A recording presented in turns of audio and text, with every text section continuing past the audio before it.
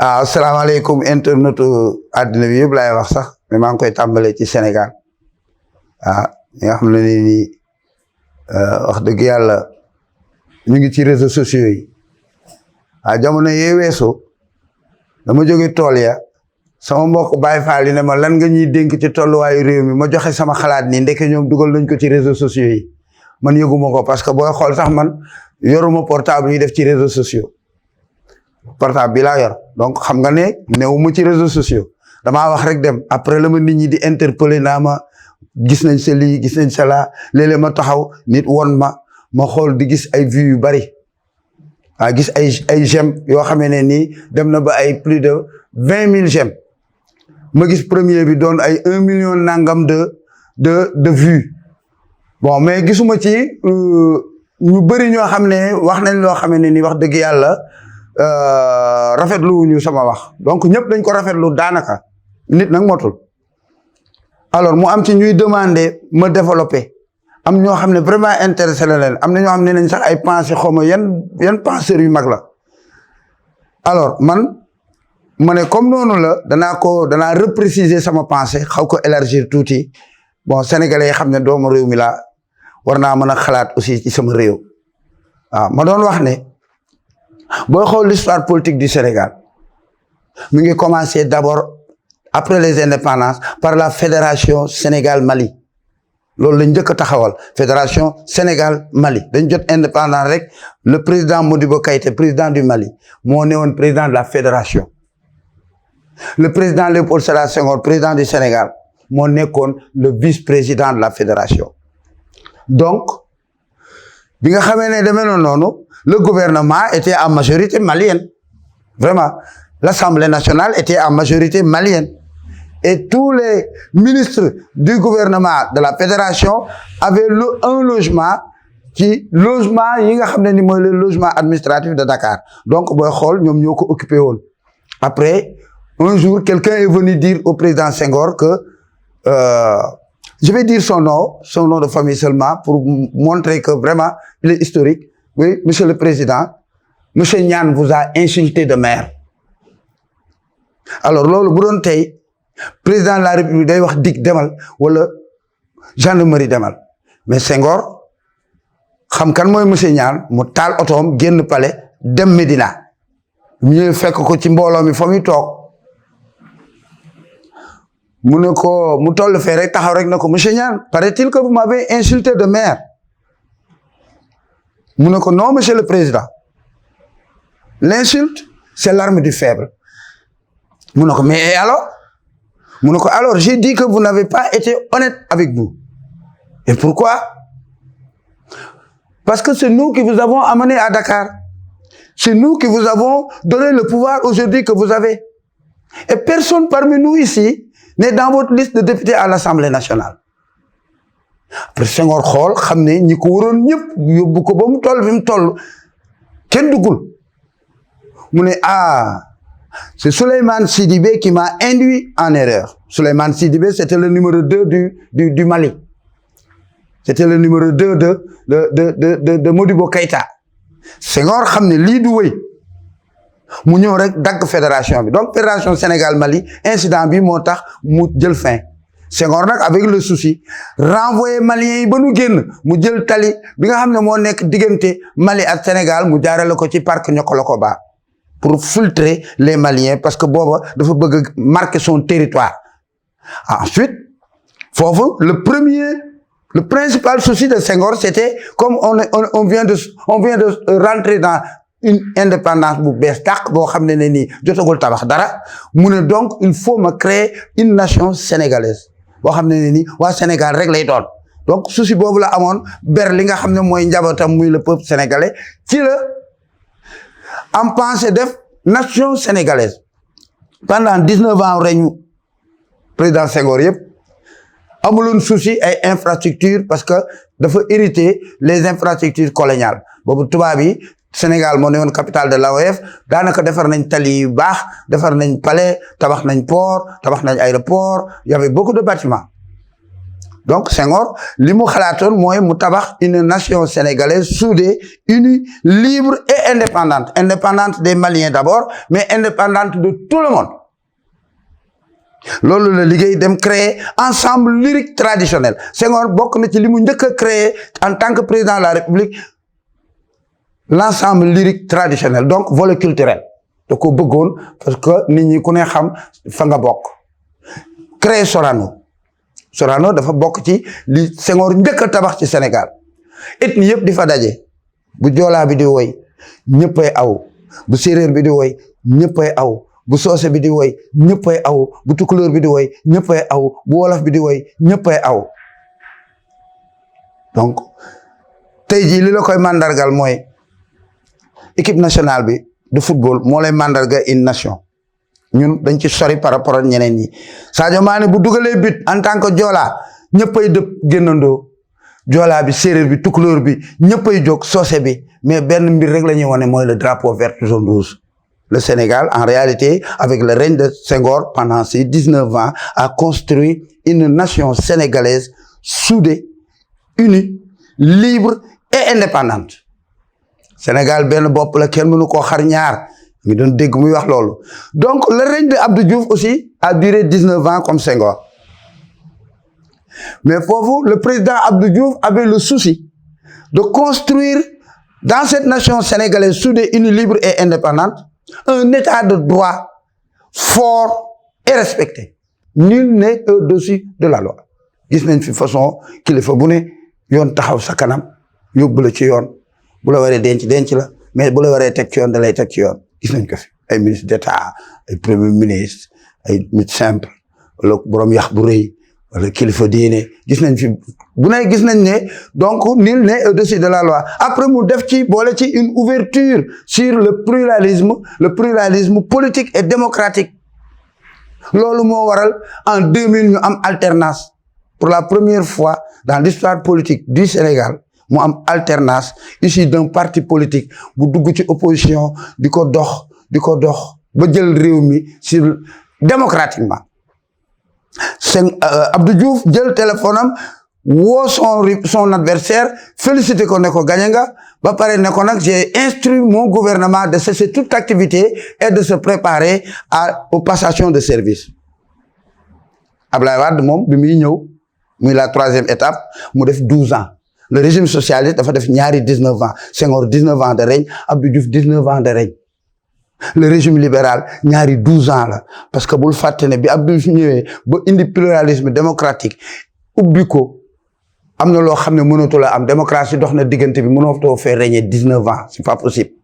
donc booy xool démocratie moo waral mandat yu gudd yooyu wàññeeku ba ñaari régime libéraux yi nga xam ne moo fi jot a jaar bii di Ablaye Wade bii di Macky Sall ñoom it 12 ans lañ def 12 ans Ablaye Wade bi muy yegg au pouvoir dafa fekk déjà Sénégal dematul dikkatul benn tali bu sew mooy jógee Bargny jaar biir Rufisque dugg biir Dakar dem Pompier dugg Dakar foofu booy xool entre 6 heures du matin ak 9 heures plus de 200 000 véhicules war nañ jaar ci tronçon autoroute boobu pour rejoindre Dakar embouteillage boo yoree sa malade jëlee ko biti ci profondeur Sénégal Thiès Mbour wala feneen boo ñëwee ba diggante Bargny ak Rufisque embouteillage bi moo la fay téye ba mu wàcc liggéey man bu mel noonu dal na ma avec sama yaay Oumy Mané Ndour mi nga xam ne moo doon yaayu maire de Mbour Mbaye Diagne bi ñu ñëwee ba romb Bargny foofu embouteillage bu métti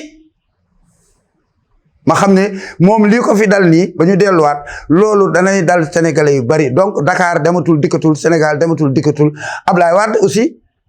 avait le devoir de construire le pays même bu amoon programme boobu dootul mën a taxaw parce que Sénégal moo dematul moo dikkatul donc moom mu engagé les grands projets de l'État les grands chantiers de l'État boo xoolee Grand Théâtre nga xool mur ba nga xam ne ni kii il avait une vision très grande Sénégal bi mu bëgg moom mooy Sénégal buy nuróot yeneen pays modèles yi donc ñu tabax yu rëy dem na ba 2005 mënul réaliser son premier ministre Macky Sall ñëw ñu ànd ñoom ñaar di réaliser di inaugurer 2012 Ablaye Wade wàcc bi Ablaye Wade di wàcc dëkk bi yëpp ay chantier la donc même le président Macky Sall bu ñëwoon pour am benn programme boo xam ne moom la yàgg xalaatal réew mi du ko mën parce que daf fee fekk ay chantier inachevé te moo ko àndoonoon ak son mentor le président Abdoulaye Wade donc il était obligé de parachever les chantiers de Wade et de continuer ses propres chantiers donc booy xool ñaari 12 ans régime libéral yëpp construction du pays inauguration ba 2024 Sénégal dañ koy tabax di ko inaugurer di tabax di inaugurer te tey feeñ na waaw tey da ngay gis ay quelques minutes 30 minutes 40 minutes nga egg Kaolack wala egg Touba wala egg feneen donc autoroute à péage tout marche donc tey jii bu ma ko résumer ci diggante après les indépendances en passant par la fédération Sénégal Mali ba 2024 bi nga xam ne le président Macky Sall mu ngi jeexal ñeenti étape ñoo fi nekk ça a été la construction d'une nation sénégalaise soudée, unie, libre et indépendante. La construction d'un état de droit fort, respecté, avec une ouverture sur la démocratie et des constructions d'infrastructures de merveille. Donc, le plan Sénégal émergent, qui avait porté le programme de construire le Sénégal en infrastructures modernes de base, enviables, prend fin avec son fondateur, son créateur, son génie créateur, le président Macky Sall. C'est son programme, le plan Sénégal émergent. Donc, des indépendances jusqu'à aujourd'hui, tout ce qu'on a investi, on l'a investi sur les noms communs de choses. La route, c'est un nom commun de choses. Les autoroutes, les ponts, les chaussées, les échangeurs, le stade de Léopold Abdoulaye Wade, Arena, c'est des noms communs de choses. Le port de Ndayane, le pont de Foundiougne, c'est des noms communs de choses. Les grandes infrastructures sanitaires, les hôpitaux, les établissements universitaires, c'est des noms communs de choses. Donc, ça fait 64 ans, Sénégalais, nous serré la ceinture, de construire cette nation sénégalaise qu'on nous envie aujourd'hui. Aujourd'hui, il y a une autre étape qui doit venir, c'est la 5e étape. Après celle du président Léopold Sédar Senghor, celle du président Abdou Diouf, celle du président Abdoulaye Wade et celle du président Macky Sall. Il n'y a pas de continuité entre le programme de Macky Sall et la 5e étape qui doit s'afficher maintenant sur les principes de base d'un développement. Les principes de base d'un développement, toutes les formes de politique de développement tendent à développer le genre humain. Doomu aadama bi tali yi doomu aadama bee tax avion doomu aadama yére doomu aadama portable doomu aadama dàll doomu aadama oto doomu aadama loo wax rek doomu aadama la loo fi wax rek doomu aadama bi la mais est-ce que doomu aadama bi ñu ne la en développement humain que li nga war a njëkk a investir mooy nga investir ci nit ki mu lekk ba suur naan ba màndi kuy lekk gu baax di naan gu baax da ngay développer. On ne développe pas un pays, on le construit. Le président Macky Sall, le président Abdoulaye Wade, ils ont construit le Sénégal en infrastructure. Le président Senghor et le président Abdou Diouf, ils ont construit le Sénégal en une nation unie et dans un état de droit. Aujourd'hui, il est question, comme on l'a dit, de s'occuper du ventre du Sénégalais, de sa santé, de son éducation et de son cadre de vie. C'est ça le volet du développement humain. Ñeent règle buñ fi wër lu bu kii lekk ba suur naan ba mandi faju ba wér jàng ba ne ar am dëkkuwaay bu baax loolu boo ko amee askan wi dañuy am jàmm. Donc les 4 thématiques là nga xam ne mooy le développement humain foofu dootoo wax le taux de croissance. Taux de croissance c'est dans le développement économique mais et le développement social. Parce que dans le développement économique et social dañ ne boo nit ki dafa war a liggéey réew mi sur le plan économique mooy tali yi piste de production yi yëf yi gaaw gaa yi liggéey retombées yi ñu redistribuer ko les fruits de la croissance ñu redistribuer ko aux populations mais foofu comme ñun ñu ngi tendre vers une autre étape celle du développement humain, celle du développement des Sénégalais. On ne va plus parler de taux de croissance, ni de taux d'inflation, ni de taux de chômage, ni de balance commerciale. Encore moins du PIB ou du PNB. On va parler de l'IDH.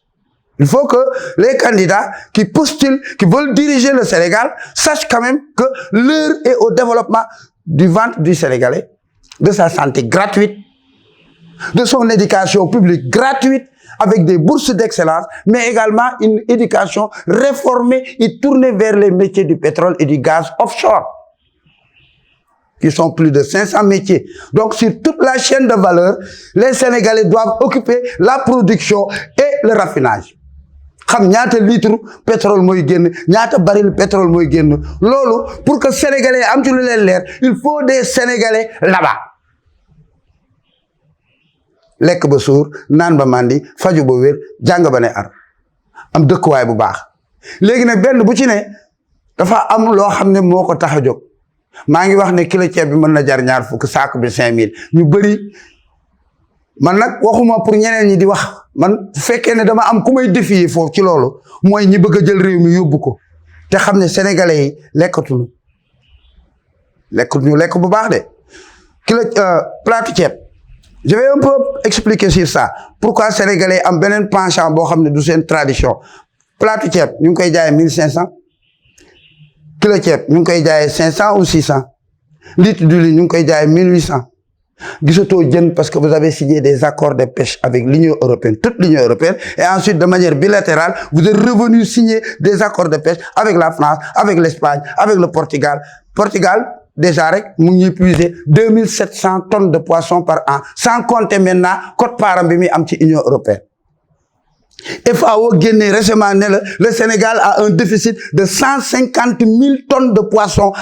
Ñu war a consommer te consommer wuñu ko kon ça veut dire que Linguère ça veut dire que Touba ça veut dire que Tamba pays dëkk yi nga xam ne amuñu accès sax ci géej gi ñooñu dootuñu lekk jën donc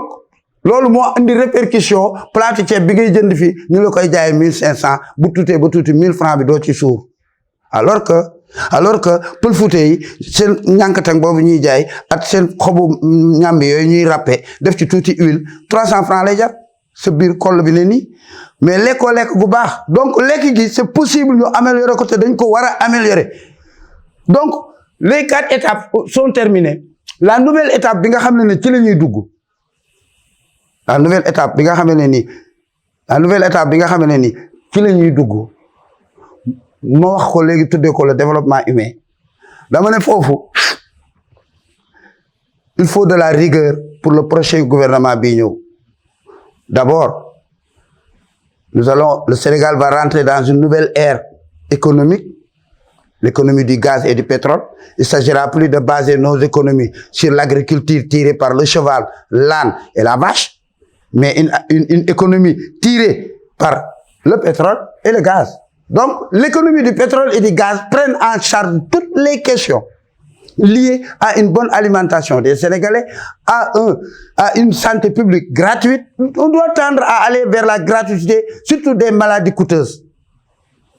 pour soulager les Sénégalais, parce qu'on parle de développement du genre humain. L'éducation coûte cher. Si nous voulons avoir des génies, il va falloir que la gratuité au niveau de l'éducation soit effective et que l'éducation soit réformée vers les métiers scientifiques du pétrole et du gaz offshore. Je disais tantôt que la COP28, en tant que des scientifiques, man seen xalaat dama dul doy man seen xalaat mënuma doy parce que boo nee il faut arrêter toutes les énergies fossiles, c'est-à-dire le pétrole et le gaz ñoom ñoo créé réchauffement climatique. ki nga xam ne c'est le profane day jàpp ne rek pétrole yëpp benn baaxu ci mais lu tax gazu Russie bi baaxul, lu tax gazu Russie bi nga xam mooy alimenter toute l'Europe arrêté wuñu ko parce que c'est du butane. Pétrole bi nga xam ne mooy onshore di génn ci Arabie Saoudite boobu mooy onshore gazam méthane la day def réchauffement climatique. Donc gazu pétrole Arabie Saoudite baaxatul, bu Irak baaxatul, bu Iran baaxatul, bu Libye baaxatul, bu Qatar baaxatul, bu États-Unis baaxatul, bu Nigeria baaxatul, parce que ci biir suuf si lay génne ñu war a ñëw ñu koy traité muy doon di méthane. Sénégal offshore la am mooy pétrole bi génn ci biir géej moom la Russie am moom la Venezuela am. Le Sénégal est 3e rang mondial. Il faut que mu leer ci bopp sénégalais ndax ñu am espoir. Le Sénégal est 3e rang mondial en pétrole et en gaz offshore de qualité numéro 1 mondial avec 11 champs pétroliers et gaziers. Loolu dañ ko war a wax parce que problème bi nga gis ni Sénégal di ko yëngu nii yëpp li ñëpp soxla ci ñun teg ñun suñu bopp duñ ko tudd kenn du ko tudd mooy suñu richesse bi nga xam ne moo ñu mën a yóbbu nag vers l'opulence. Il ne s'agit plus de parler avec les Sénégalais de la résilience. Résilience ñële amul dara nañ ko wax mais ñun on tend vers l'opulence def comme les Saoudiens def comme les autres maanaam boo jaayee sa pétrole ba pare ak sa gaz bi nga instituer li ñuy wax le RMI le revenu minimum d'insertion am na Sénégalais yu vaillant yu jàmbaare mais par erreur de gestion wala boog par les aléas dem nañ ba daanu kenn mënatu leen yëkkati tey jii bu fekkoon ne def nañ comme saoudien yooyu pas sax ñoom li ñu leen di jox 2,5 millions francs pour chaque saoudien ba weer wi dee nga amaat loolu bu ngeen nekkee fukki membre famille bu ngeen nekkee fukki ça fait 25 millions mais vous avez Saint-Louis profond offshore vous avez 2 Kayar profond offshore vous avez 2 Rufisque profond offshore vous avez 2 Sangomar profond offshore vous avez Jifeer profond offshore vous avez Adjissi profond offshore vous avez Dôme Flore et Sénégal Sud profond offshore fukki champs gaziers ak pétrolier yoo xamee ne ni sénégalais bu ne bu ñu jaayee suñu pétrole boobu ak suñu gaz boobu y a pas à calculer de midi à 14 heures il faut reverser ça dans les pochettes des femmes sénégalaises et dans les portefeuilles des sénégalais ndax ñu mën a am développement je pense que loolu laa ne dama koy leeral mais danaa ko gën a mën a yaatal mais dama bëgg a wax ne tout est possible lii ma jot a wax ni ay étape laa def dama ne première étape Senghor deuxième étape Diouf troisième étape Wade quatrième étape Macky Sall 5e étape bi mooy perspective d'avenir fan lañ toll fan la Sénégal nekk dans cette croisée de chemin ci croisée de chemin yooyu fan lañ jëm vers la résilience à jamais ou vers l'opulence léegi nag loolu dama ne beneen yoon danaa ko gën a élargir parce que mënoo wax lépp ci benn idée nii donc ñu yemele ko fii bon après on verra au fur et à mesure ñuy développer étape par étape ba ñu xam ne mën nañoo dund gu taw féexe parce que am nañ alal le Sénégal est le pays le plus riche de la planète en termes de richesse diversifiée